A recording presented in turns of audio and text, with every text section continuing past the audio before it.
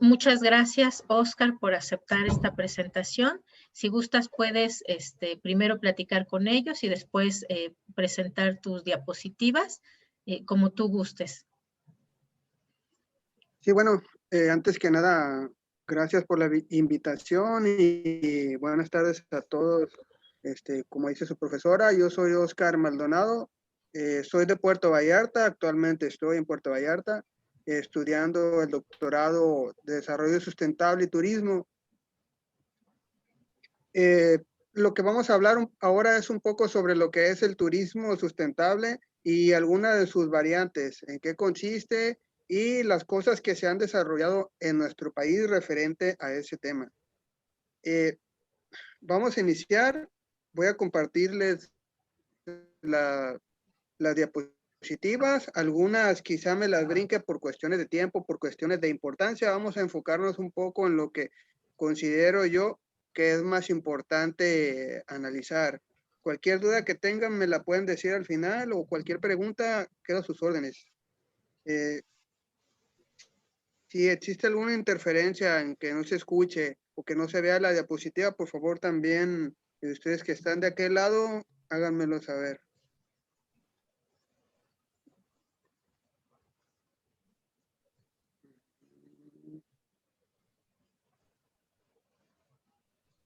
Listo, quiero suponer que ya se ve, ¿verdad? Sí, ya se ve. Ok.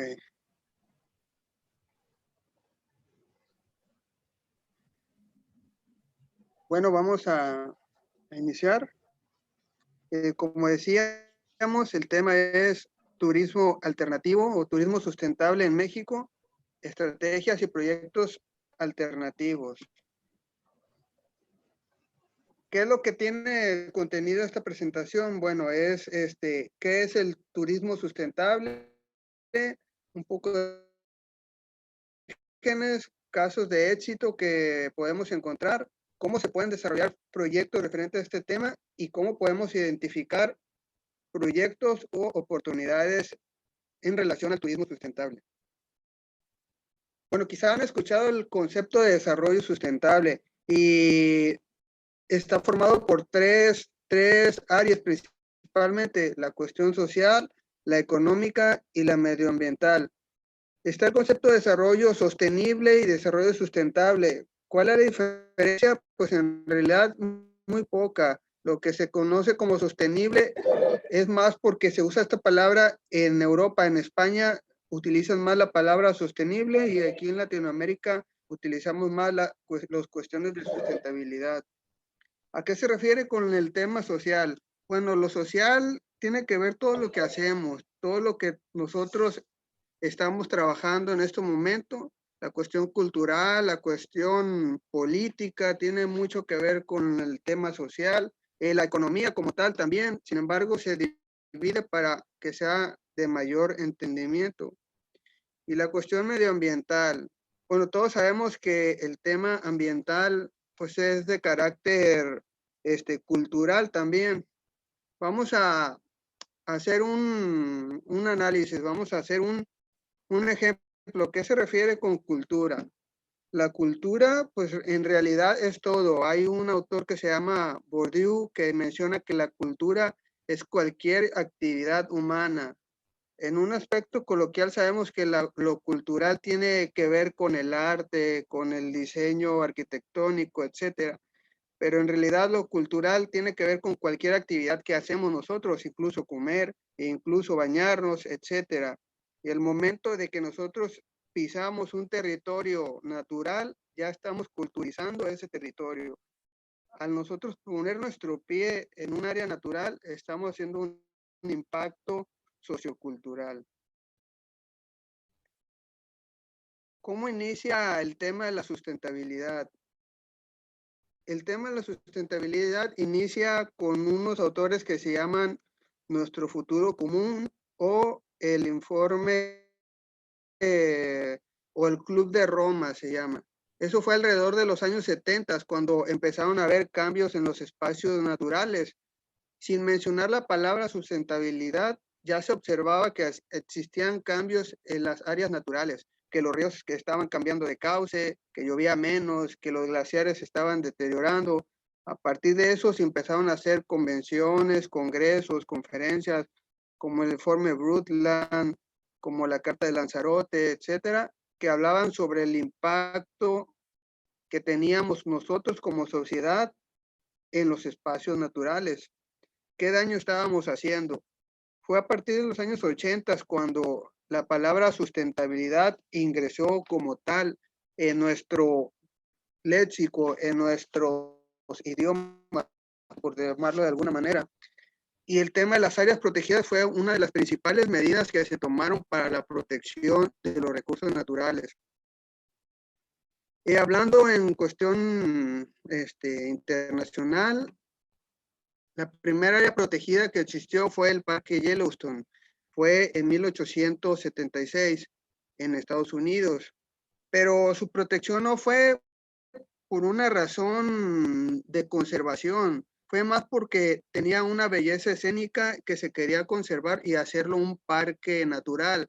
No se pensaba en ese momento que la protección tenía algo que ver con el deterioro de la naturaleza, sino simplemente porque parecía un lugar bonito, llamarlo de esta forma, y por eso se protegía, no por cuestiones de importancia a la naturaleza. Lo mismo pasó en nuestro país. Fue en 1910 cuando el desierto de los Leones por la Ciudad de México se protegió y fue por la misma razón, porque quería conservarse como un parque natural debido a que era un lugar con una belleza escénica importante y porque también ahí había o existen monasterios jesuitas, es decir, por una cuestión natural y una cuestión cultural. No tenía nada que ver con la importancia o con el miedo a que se acabaran los recursos naturales, sino hasta los años 60 o 70. Los tipos de decretos que tenemos en nuestro país son reserva de la biosfera, santuarios, parque natural o parque nacional y monumentos naturales. Son alrededor de 176 áreas naturales protegidas que existen en nuestro país. Ahí podemos ver un mapa, no están todas, pero sí están las más importantes que podemos encontrar. Pueden identificar cuáles están de sus lugares de origen o de sus lugares de residencia. Por ejemplo, si nos vamos al Estado de México, dice Parque Nacional Laguna de Zempoala. Si nos vamos a Durango, Reserva de la Biosfera de Mapimí. Traten de identificar cuáles son los sitios o los espacios naturales con mayor protección. Si observan, depende del recurso que se quiera proteger, es el nombre del decreto. Si, por ejemplo, es un lugar donde hay muchas tortugas, se puede llamar santuario de tortuga marina. Si es un lugar donde la cuestión geológica hizo una formación distinta al resto de los lugares, se puede llamar monumento natural. Dícese así, la línea de Bernal puede considerarse un monumento natural porque su geología así lo amerita. Y reserva de la biosfera son sitios donde hay una gran abundancia de especies de flora y fauna. Ahora bien, si hablamos de turismo sustentable, hay un concepto muy común que se puede escuchar todo el tiempo, que dice satisfacer las necesidades de la población actual sin comprometer la capacidad de las generaciones venideras para satisfacer sus propias necesidades. Es decir, tenemos que utilizar los recursos de una manera en la que no se deteriore y que las personas o las generaciones siguientes tengan la oportunidad de seguir apreciando dicho recurso o utilizando dicho recurso. Hay algunos que no son renovables, hay algunos que quizás si nos los acabamos ya no vamos a poder tener. Por ejemplo, las distintas especies de fauna que ya están extintas. Si nos vamos al tema de la sustentabilidad enfocada netamente al turismo, podemos ver dos vertientes, que es una del turismo tradicional o convencional, que es el que tiene relación al sol y playa, al turismo cultural, deportivo Un destino turístico.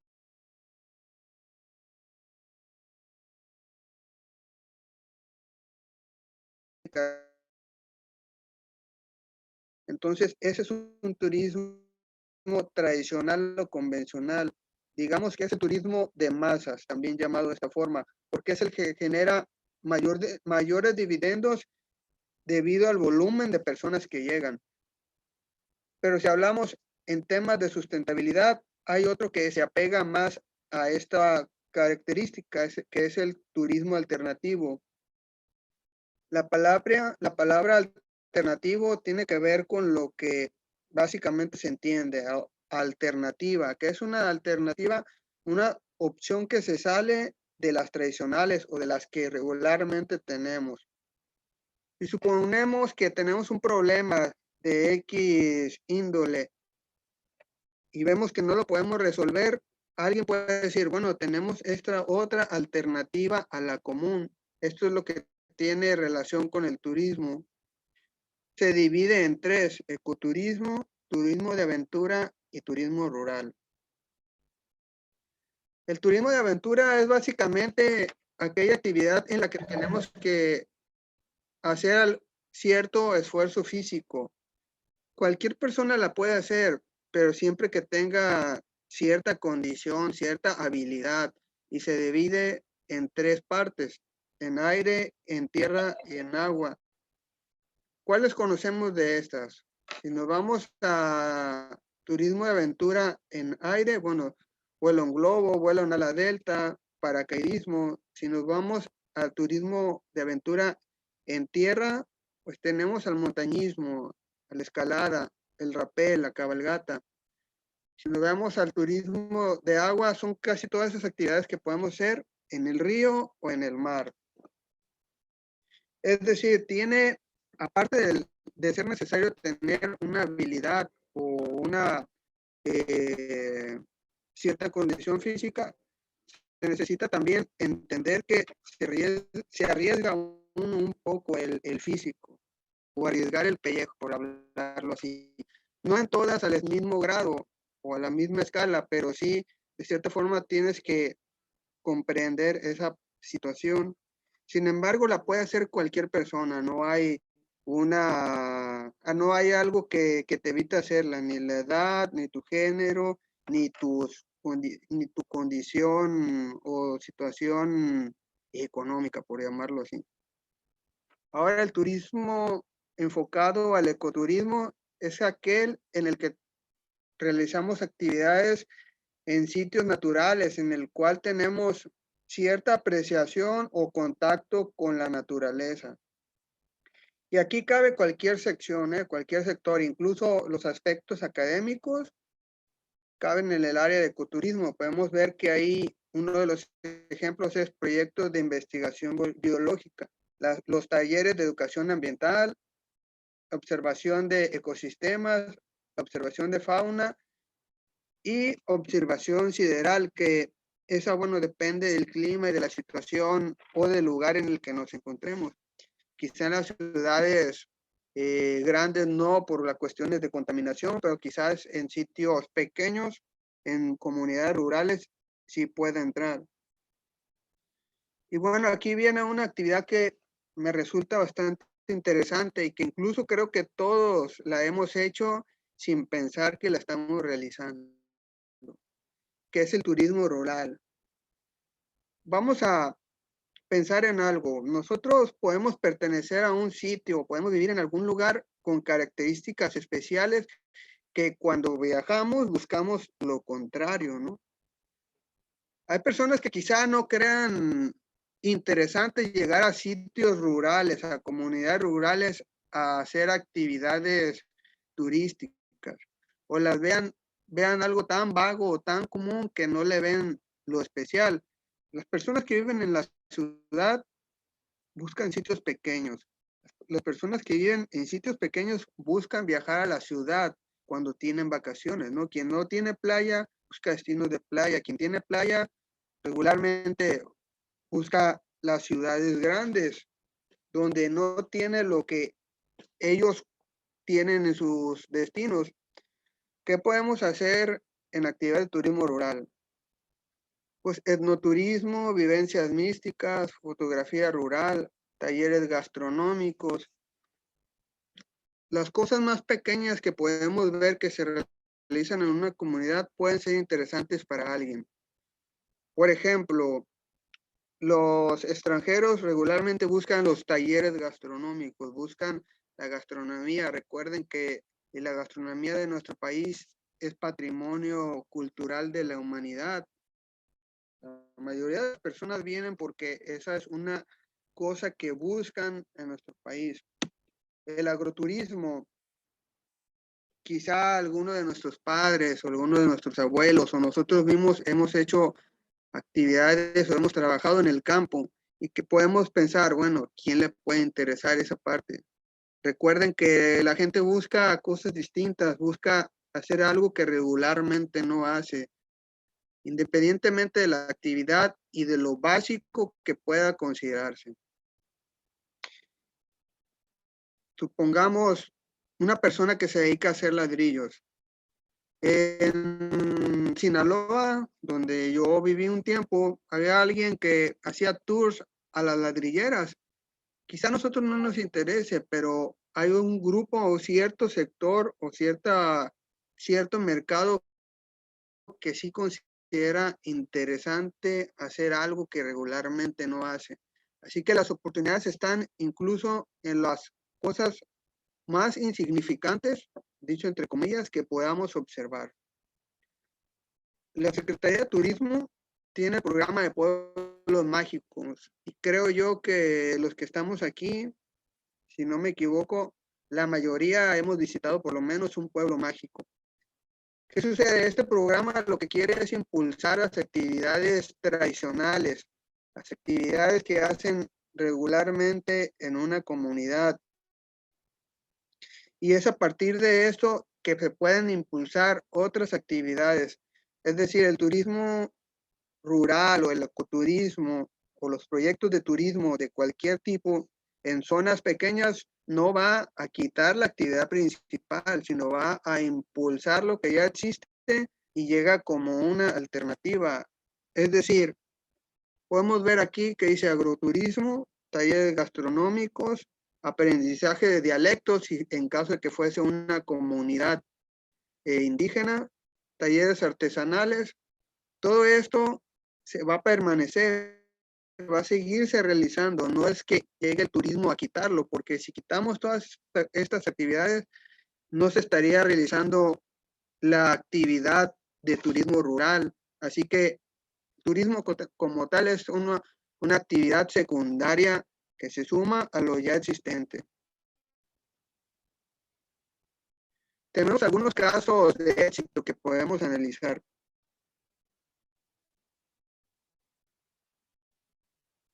Uno es la Casa Mexicana de la Ballena Gris. Ese es en Baja California Sur y se encuentra dentro de un área natural protegida que se considera patrimonio de la humanidad, patrimonio natural en este caso.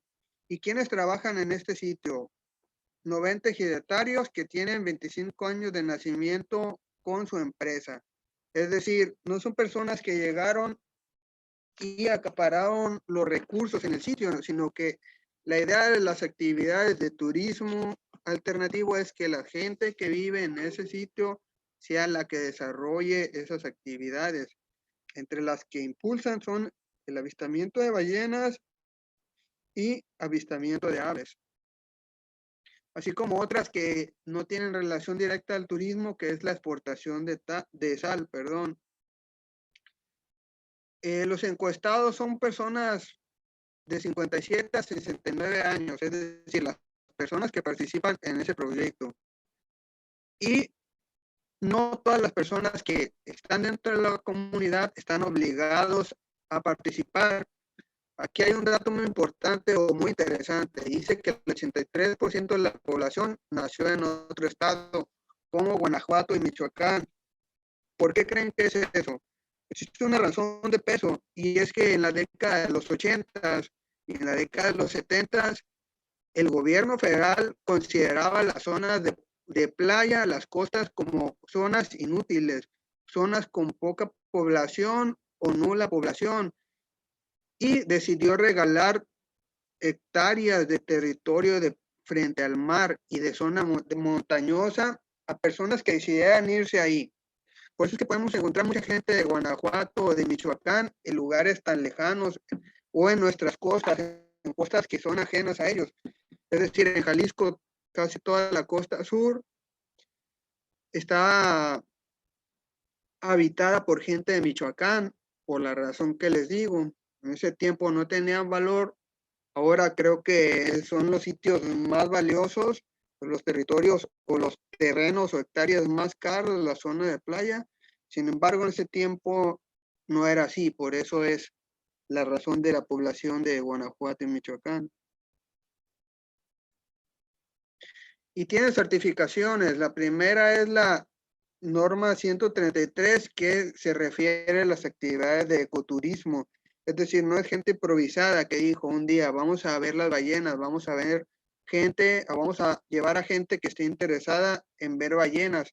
¿En qué se preocupan? En la capacidad de carga, es decir, el límite total de las personas que pueden ir, en el cuidado de los monumentos y zonas arqueológicas, si así lo hubiese, y en programas de ordenamiento ecológico. ¿Qué beneficios tienen? Pues principalmente la conservación y una entrada económica distinta a sus actividades tradicionales. Este es muy interesante también. Este está en Puerto Vallarta. Le pusimos de campesinos empresarios y es una experiencia turística de un ejido llamado El Jurullo. Es del Canopy River y se encuentra en la zona montañosa de Puerto Vallarta. ¿Qué sucede con este sitio? Que este sitio era un sitio que tenía poco potencial para actividades agrícolas y que debido a su conservación o su decreto de conservación no se podía hacer ninguna actividad, ni talar, ni cazar animales, ni nada. Son 13.530 hectáreas y hay 17 comunidades. No sabían qué hacer con tanto terreno, así que un estudio identificó que se podrían hacer actividades de turismo alternativo, entre ellas el canopy y las actividades de motocicleta, bicicleta o bici de montaña y tours a caballo.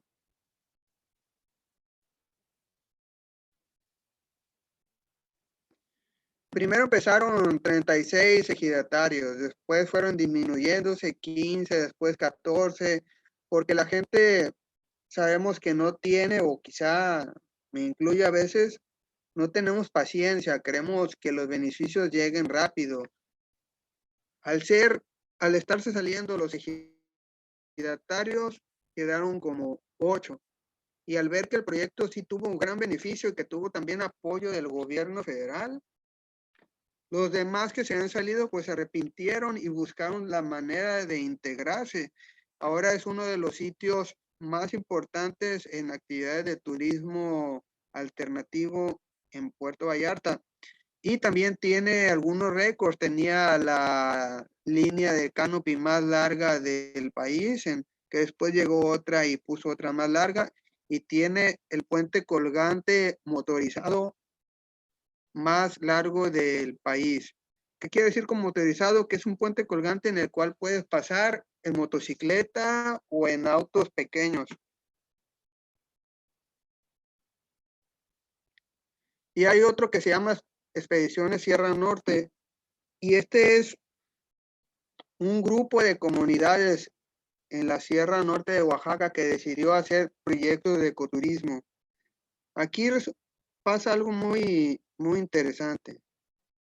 Inició en 1994, pero las personas no estaban interesadas en hacer actividades de ecoturismo, sino que llegaban muchos extranjeros a hacer rutas de bicicleta de montaña, a acampar, a consumir, a dormir ahí. Entonces, las mismas personas que llegan a visitar preguntaban que por qué no realizaban actividades o por qué no ofrecían servicios de ecoturismo. Y ellos decían, no es necesario, no lo necesitamos, tenemos nuestras propias actividades tradicionales que queremos permanecer o queremos conservar. Sin embargo, al ver que llegaban más y más gente, pues ellos decidieron hacer este proyecto. Y ellos mencionan mucho que les interesa conservar ese proyecto de ecoturismo, pero que no es su actividad principal. Es decir, si no existiera, ellos pueden permanecer con sus actividades tradicionales. ¿Y cuál es el recurso principal? Pues sus actividades tradicionales. Ese es el atractivo principal que ellos tienen. Estas son las actividades que ellos ofrecen: agroturismo, cabalgata, ciclismo, medicina tradicional, observación de aves, turismo cultural, cabañas y en actividades de aventura, tirolesa y caminata. Esa es la región que ellos tienen. Voy a tratar de reproducir este video. Por favor, díganme si sí se ve, si sí se reproduce y si sí se escucha. Dura 4 minutos, así que no nos va a llevar mucho tiempo. Me dicen, por favor, si sí o no.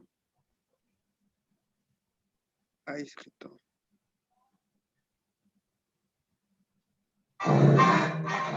Sí se escucha. ¿Sí? Ok, vamos a verlo rápidamente.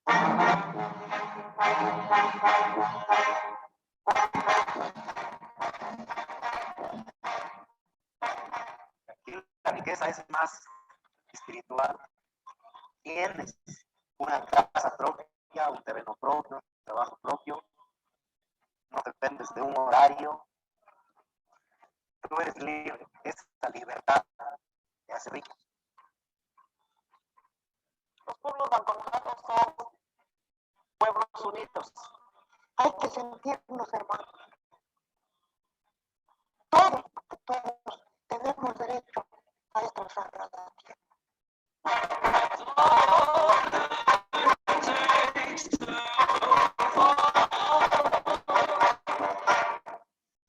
Expedición Sierra Norte es un grupo de personas, de comunidades que se dedican a actividades de ecoturismo, que sería, por ejemplo, los ciclismos de montaña, caminatas, sendero, cabalgatas, la tirolesa.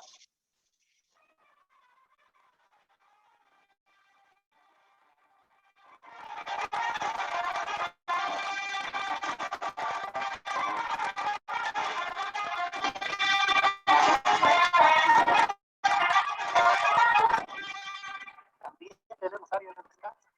Tenemos las cabañas que están cerca del comedor, cerca de la oficina. Pues ellos pueden estar leyendo con algún libro, platicando con la gente allí cerca del comedor, disfrutar de la gastronomía de las comunidades.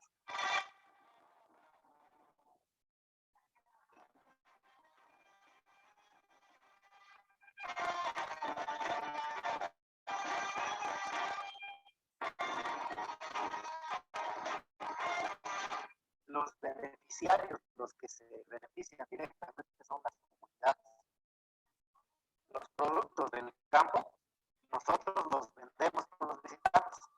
Todo, en su mayoría, la mayoría de productos son del pueblo. Aquí todo es natural, todo es bonito para nosotros. Vivimos en el paraíso ahorita. Para las personas que les gusta conocer la naturaleza, tenemos recorridos en el bosque. También tenemos recorridos de conexión a los otros centros. Grande. Somos 8 pueblos.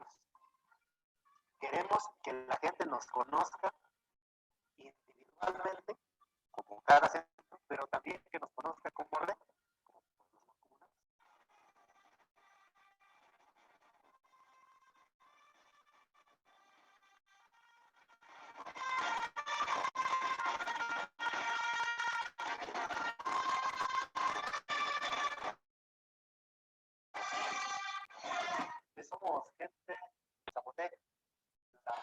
en que vivimos nosotros es un sistema comunitario. Una de las bases es respetar todo lo que nos rodea.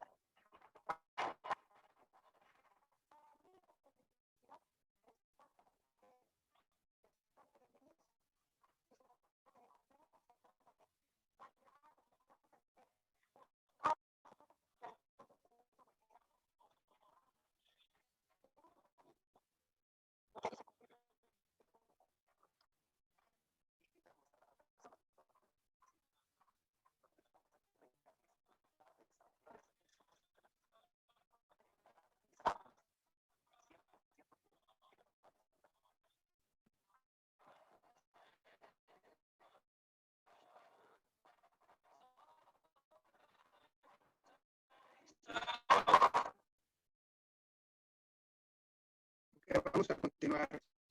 Dice pueblos mancomunados. ¿A qué se refieren mancomunados? Hemos escuchado que la gente se casa por bienes mancomunados. A eso se refiere básicamente. A que la propiedad o todo lo que se tiene pertenece a todos y que todos deciden qué se hace con ese territorio. En esta parte nos vamos a ir rápido porque prefiero decirlo con mis propias palabras a mencionar diapositiva por diapositiva. Pero primero, si tenemos un proyecto de ecoturismo, es qué es lo que queremos hacer con él y para qué queremos hacerlo. ¿Cuáles son las intenciones y qué es lo que tenemos? Aquí mismo dice, ¿qué nos hace falta? ¿Cómo lo vamos a obtener? ¿Cuáles son los recursos con los que contamos y qué recursos necesitamos, entre otras cosas? Hay cosas que incluso se inventan, destinos turísticos que son inventados, por decirlo así. Por ejemplo, Las Vegas es una ciudad donde no había nada, donde se creó a base de la creación de los juegos de azar. Eso fue en los años 20 más o menos y fue principalmente por el crimen de ese tiempo. Pero fue algo que no existía, pero que se creó. Ok. ¿Qué tipo de personas son las que existen? Si es una sociedad cooperativa, si es una asociación civil, si son ejidos o cómo vamos a registrar nuestra empresa. ¿Cuál es nuestro autodiagnóstico? Característica de la comunidad, problemática de la comunidad, estrategias para abordar esos problemas, plan de trabajo. Las zonas ejidales son sitios que regularmente los relacionamos con los conflictos, ¿no? Que decimos, bueno, si no se ponen de acuerdo, no se pueden tomar las decisiones, si no se ponen de acuerdo, no pueden vender, no pueden hacer nada. ¿Cuáles son las características? Esas. ¿Cuáles son las problemáticas? Esas mismas. Identificar en qué consiste. Hay unos problemas que son problemas que quizá no están en papel, que el gobierno no los pone en papel, pero sabemos nosotros como sociedad que son muy grandes. Por ejemplo, con los conflictos ante el crimen organizado. Los gobiernos no ponen eso como un conflicto local. Sin embargo, sabemos que es un tema muy importante a considerar si queremos o si tenemos la idea de hacer un proyecto de cualquier índole, de cualquier tipo. Desafortunadamente es algo que debemos de tomar en cuenta o por lo menos saber cuál es la situación, cuál es la problemática de ese tema en nuestra comunidad. Ubicación geográfica, entorno físico, entorno social y cultural y económico, es decir, qué lugar, dónde se ubica, el clima, la diversidad biológica, la geografía, la geología de ese lugar, la historia y la población, el índice de bienestar, es decir, cómo vive la gente ahí. Uno de los aspectos donde podemos ubicar todo esto son, como dije anteriormente, los pueblos mágicos. La intención de los pueblos mágicos en un principio era la de impulsar sitios rezagados social y económicamente e impulsarlos en una actividad alternativa como el turismo. El diagnóstico es recuerdo al inventario, análisis y jerarquización de los recursos naturales y culturales. Estas son unas fichas que regularmente se realizan para ver qué recursos hay e identificarlos. Y estas son las categorías, categoría, tipos y subtipos, si es costa, si es planicie y qué subtipo o a qué subtipo conlleva. Okay. Vamos a dejar esto, déjenme dejar de compartir.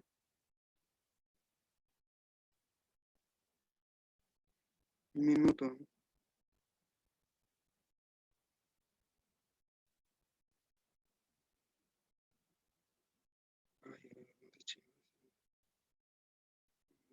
Compartir.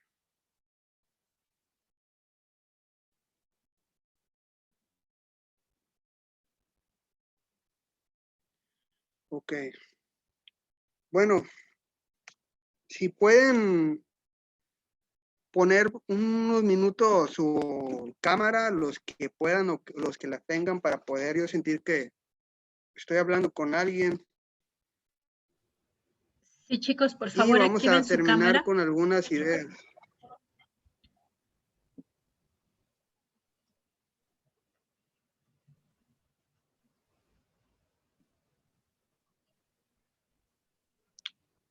Ok. Vamos a hacer un recuento. El gobierno federal tiene 66 programas que directa o indirectamente benefician a proyectos de ecoturismo, turismo rural o turismo de aventura. ¿A qué me refiero con directos e indirectos? Que algunos no tienen la palabra turismo o ecoturismo, pero que benefician y son bastante específicos. Por ejemplo, hay algunos programas que se llaman Programa de Apoyo a la Mujer Indígena de 18 a 29 años, Programa de Apoyo a Joven Emprendedor, Programa de Apoyo a Jóvenes Mayas del sur del país. Son tan específicos que las personas, o no todas las personas, no en todo nuestro país puede intentar obtenerlos. En estos momentos está abierto Procodes.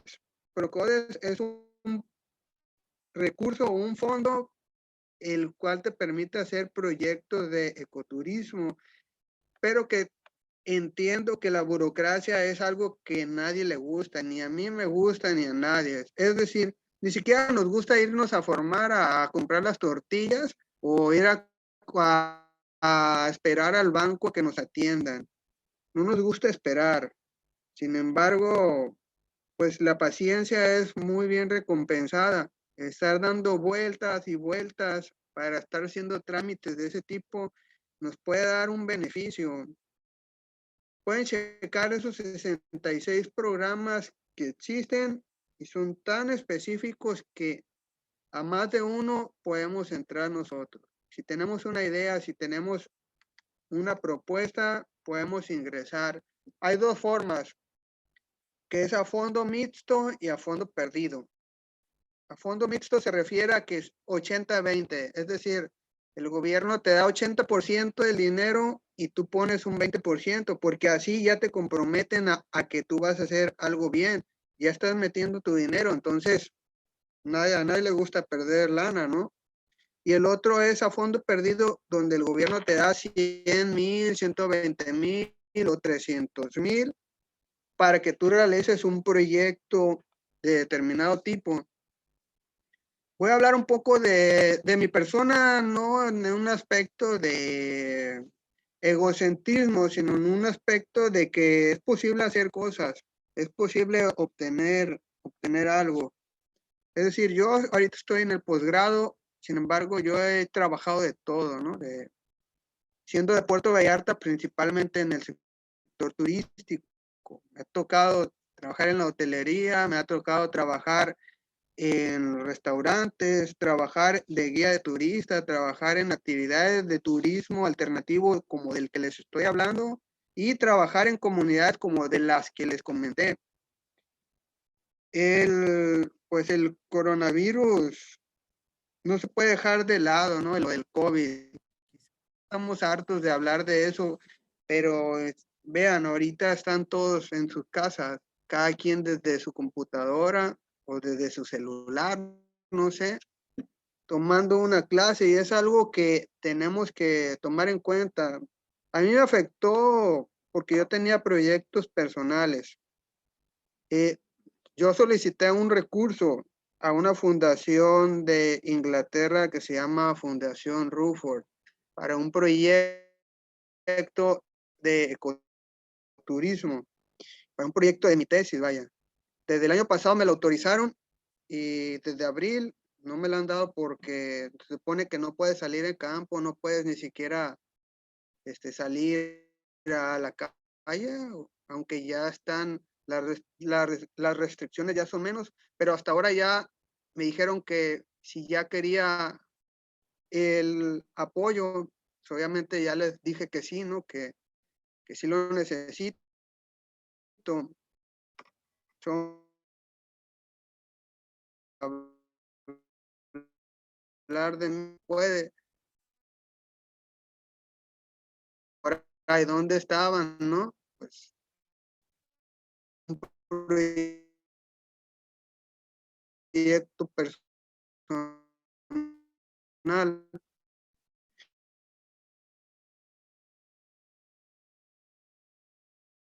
actividades de emprendurismo, como las que estamos haciendo el sector turismo, el sector agrícola, el sector de las artesanías.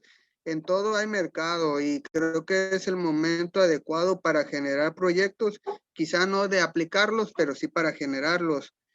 Vemos que las oportunidades están donde sea, incluso desde el sector al que menos nos interese, la agricultura o lo que sea, pero las actividades están ahí.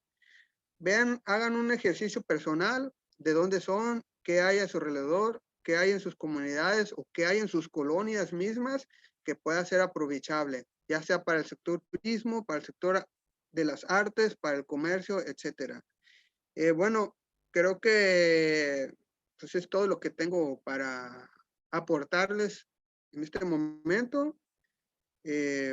Cualquier cosa, cualquier duda que tengan, por favor, adelante, pregunten y yo los escucho, ya sea por el chat o en viva voz, que me resulta pues más interesante.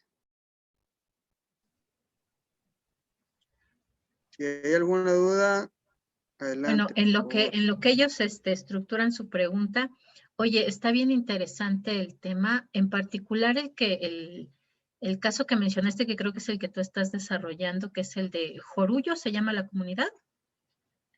Bueno, ese fue para un proyecto. Ok, para ejemplificar, cuerpo, ¿no? Ahí okay. Me quedó, por ejemplo, la duda de cómo le hicieron justamente para hacer este cambio, ¿no? Porque su lema lo dice de campesinos a empresarios. ¿Cómo le hicieron? Porque muchas veces pues los locales no ven, ¿no? Que tienen un potencial. Paisaje biocultural. Siempre.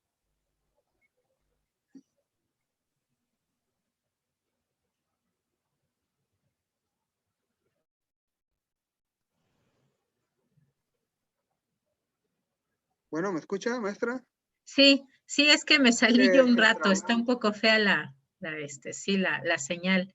Sí, y en la comunidad, creo en el chat que se trababa. Y en la comunidad donde tú hiciste o estás haciendo el estudio, ¿cómo has visto, cómo toman los lugareños el asunto de emprender con el turismo sustentable? ¿Qué cosas han cambiado? ¿O es a partir de una persona que los convence? ¿Cómo es el proceso? Lo que sucede ahí es que son 4 municipios, no son en su totalidad con los que se está trabajando, son en comunidades de ese sector, pero hay un proyecto que se llama Paisaje Biocultural, que es una forma de decreto de conservación nueva en la que las comunidades son las que deciden qué se conserva y qué no. Sabemos que cuando el gobierno dice esto se protege y le vale lo demás, ¿no? Si dices ya no puedes cortar mangle, ya no puedes cazar tortuga, y si tú vivías de eso, pues lo siento mucho, hazle como quieras. En este caso, lo que quieren hacerse es que la comunidad misma sea la que participe y la que impulse las actividades. ¿Cómo se integran? Pues al ser ellos el recurso principal, siendo ellos el recurso humano, pues pueden impulsar sus actividades propias. Ya existe producción de dulce, producción de lácteos, ya existe artesanías. Lo que se hace es impulsar a través de los expertos en el proyecto de paisaje todas esas actividades y todos esos negocios. Vienen aquí a Puerto Vallarta y los venden, van a Guadalajara, que está a escasas 3 horas de esas comunidades y se vende, van a la Ciudad de México. Incluso los productores tuvieron la oportunidad de ir a Francia a ver los proyectos de paisaje biocultural que existen allá. Pues han ido a Puebla. Entonces, al tener las experiencias vistas, ellos pueden entender o saber mejor cómo implementar algo.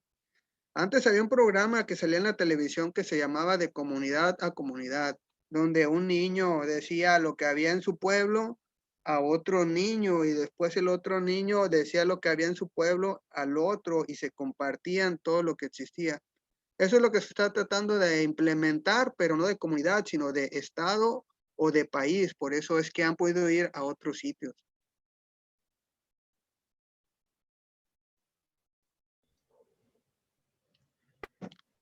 Chicos, los demás, preguntas, dudas.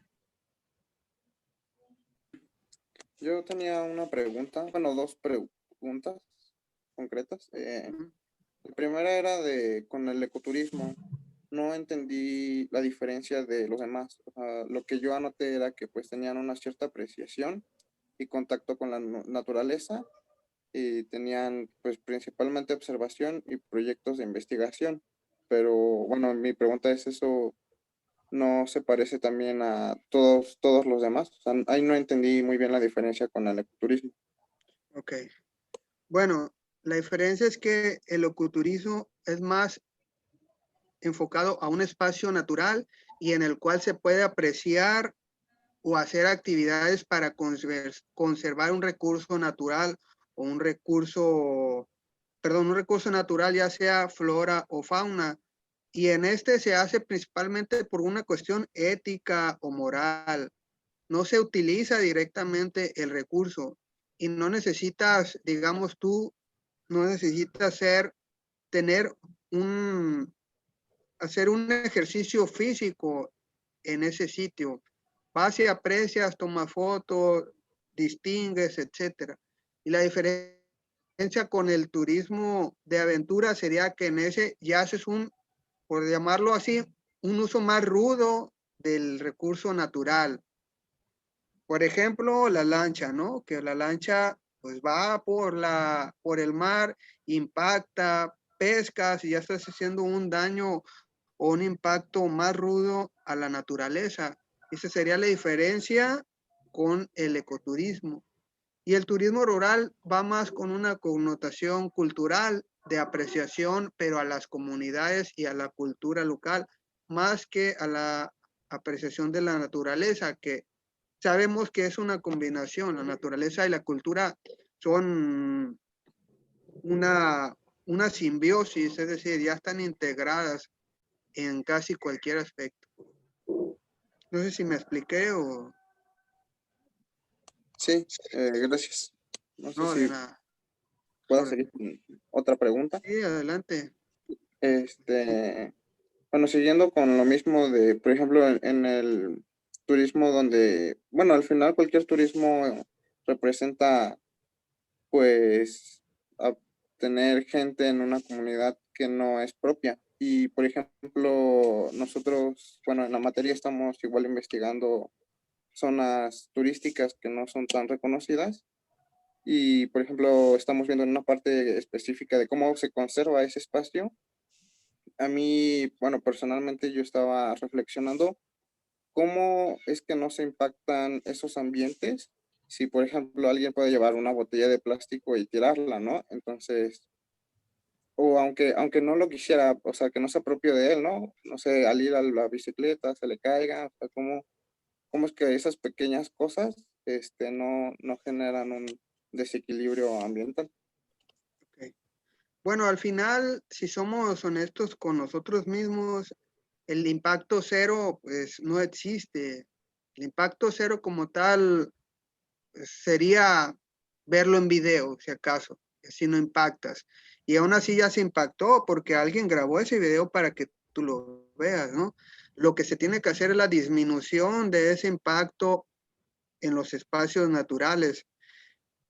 Por ejemplo, el uso de plásticos, que tanto se ha trabajado en esto, que dicen que ya no se use, que en este lugar no metas plásticos, que incluso en las tiendas comerciales ya tienes que llevar tu bolsa o te venden un cartón para que tú eches tu comida. Son medidas que se utilizan en los espacios naturales. Hay algunos lugares en los que incluso no te permiten meter mascotas porque son animales que pueden de cierta manera afectar el ecosistema. Es decir, un animal doméstico no es un animal salvaje que se pueda integrar al ecosistema. Entonces, lo que tenemos que hacer es disminuir los impactos, sabiendo o tomando a consideración las medidas que en los parques naturales existen. Y hay muchas cosas que no hacemos. Por ejemplo, la ballena beluga en Canadá, para tú verla, debes de estar a 30 metros de distancia para no afectar su espacio. Y aquí vemos incluso videos en los que la gente mete la mano y toca las ballenas, ¿no? Y casi les avientan comida. O sea, no he visto que la hagan, pero es por exagerar. Pero sí he visto que meten la mano y la tocan. Esas cosas están prohibidas. Entonces, eso es algo en lo que se tiene que trabajar y creo que se ha trabajado, sin embargo, nosotros mismos hacemos cosas que podemos evitar. Para terminar en esta idea, yo no estoy tan de acuerdo en la prohibición del uso de plásticos, porque al final no se trata de prohibir, sino de educar. Si tú sabes que no lo tienes que tirar, pues no lo tires, pero puedes usar ese plástico o ese vaso un montón de veces. Esta botella de agua para mí es un vaso, lo puedo estar rellenando todas las veces que quiera. Entonces, ¿por qué me van a prohibir utilizarlo? Más bien, tengo yo que educarme a reutilizar y creo que ese es uno de los caminos que tenemos que seguir. Si se necesita prohibir, pues adelante, ¿no? Hay algunos que quizá no aprendemos, ni siquiera, no aprendemos hasta que nos prohíban las cosas, pero creo que se va por un buen camino. No sé si queda claro o Sí, otra muchas cosa. gracias. Y bueno, ya mi última pregunta, Sí, o adelante. más Las que que gusten. pregunta, estaba viendo, por ejemplo, que había unos atractivos turísticos que eran pues sus propias actividades. Y lo que, bueno, yo estaba reflexionando es que, por ejemplo, con el COVID, pues este turismo de masas pues se vio muy afectado, ¿no? Tan solo los vuelos. Mm. Pero, por ejemplo, estas comunidades que llevan pues sus propias actividades como su recurso turístico, pues yo supondría o esperaría que tuvieran un menor impacto, ¿no? Porque al final, ¿no? Como usted lo decía, no, el turismo no quita sus actividades principales, ¿no? E incluso como lo mostraban en el video, que todo lo que vendían, pues ellos lo producían. Entonces, bueno, yo supondría que pues sería un turismo a futuro, pues bueno, tanto para estas comunidades, porque cuando pasen este tipo de situaciones, ¿no? Como en el COVID, pues al final siguen siendo pues sus propias actividades, ¿no? Las que comercian. Sí, de hecho, es una muy buena observación porque si buscas en las noticias mismas mencionan que la reestructuración del turismo o a lo que le está apostando la Organización Mundial de Turismo es al turismo comunitario, que se refiere a las actividades en las comunidades.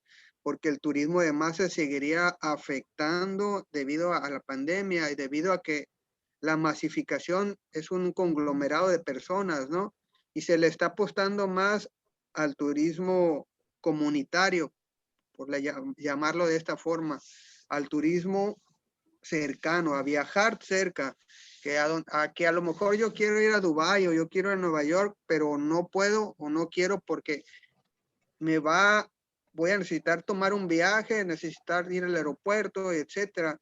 Y si voy quizá a un pueblo cercano, que no es lo mismo, hay que ser honestos, pero estamos haciendo una derrama y estamos haciendo algo que queremos hacer, que es viajar y distraernos. Y eso entonces, tu observación es muy buena porque, como te digo, la OMT le está apostando a esto para dar pie a que después se reestructure la actividad, que esperemos que así sea por el bien de los que vivimos en destinos turísticos, como pues yo, Puerto Vallarta. Si no hay turismo, no hay nada, prácticamente, no se siembra, no hay industria, nos quedaremos en la calle. ¿Alguien más que quiera, que tenga alguna duda, un comentario? Son bien recibidos.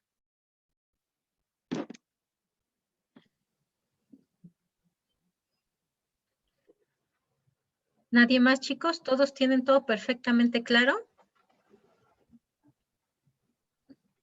Sí, ahora que se abra, que terminemos con la pandemia, ya se van a poder ir a trabajar con Oscar ahí, porque ya entienden todo perfectamente claro. ¿Sí? Me parece muy bien. El que guste acá en Vallarta lo esperamos. Gracias. ¿De dónde son ustedes? ¿Desde dónde estamos hablando? ¿De la Ciudad de México o de La mayor parte son de Ciudad de Guerrero? México, pero también tenemos foráneos que andan por acá. Ahora a distancia, ¿no? Pero bueno, por acá andan. ¿De qué estado son, chicos? Los que son foráneos.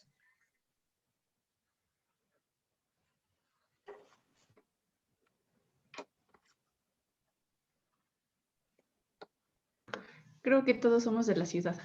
Sí, creo que sí. Todos Bueno, yo soy del están Estado de México. Yo Ah, también ok. soy del Estado de México. Muy bien, pues les reitero mi invitación, el día que quieran venir para acá, aquí andamos.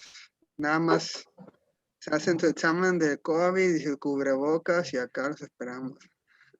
Muchas Sí, gracias. claro que sí. Gracias. Gracias. Pues si Claro no que hay sí, una duda, cualquier cosa, otro comentario, otra duda, lo que necesiten, me lo hacen saber por medio de su maestra y pues espero les haya aportado por lo menos un poquito de conocimiento o de dudas, porque también las dudas son buenas y ya cada quien investigue sus dudas por su cuenta.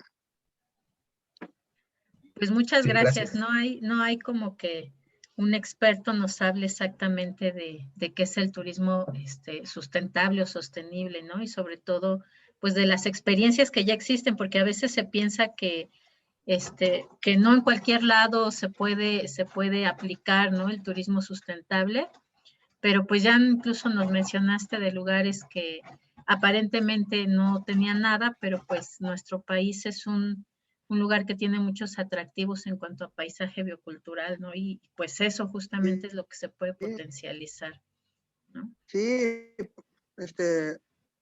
como les decía, el secretario de Turismo de Sinaloa, donde yo viví un tiempo, pues en una conferencia él comentó que conoció una persona que hacía tours a las ladrilleras. Yo no iría, ¿no? Yo no iría porque digo, bueno, ¿para qué voy a ver cómo hacen un ladrillo? Pero hay gente a la que sí iba y el señor pues, se decía cómo se hacía el ladrillo, ahí les hacía show, les bailaba, hacía bromas y al final les vendía un llavero con una forma de ladrillo que le costaba 25 pesos. Es decir, costaba más caro el llavero en forma de ladrillo que un ladrillo completo que cuesta como 10 pesos. Entonces es algo que se creó de la nada. Y había otro profesor que me contó, ese profesor, su papá fue el primero que empezó a llevar los cruceros a Mazatlán. Entonces nació en eso, en el turismo. Una actividad era guía y tenía tour, salsa, es decir, salsa y salsa.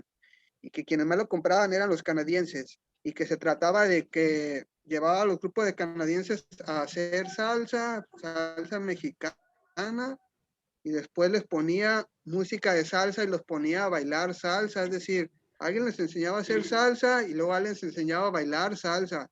Y les daba su cerveza Corona y con eso estaban contentos. Y vendió, ese fue el que le dejó más lana.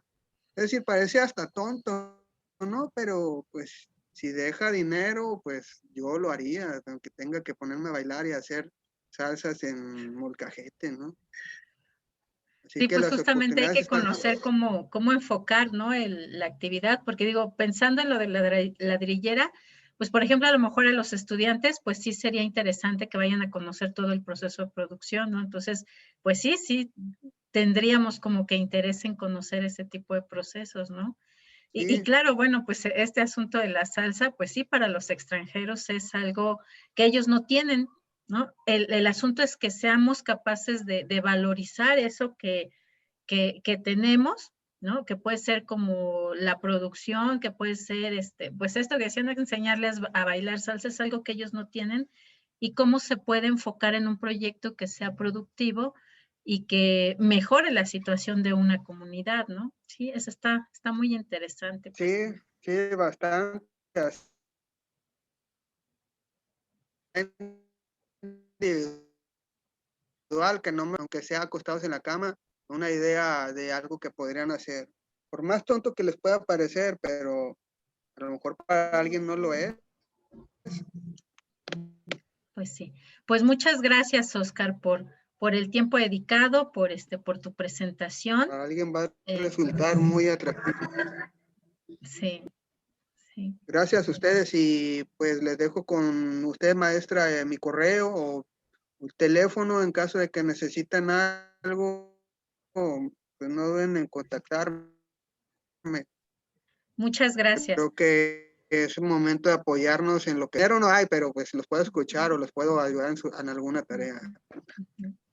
Va que va. Muchísimas gracias, Oscar. Gracias. Muchas gracias, Muchas chicos, por gracias. también Cuídense. Gracias. por estar Muchas presentes gracias. y pues en un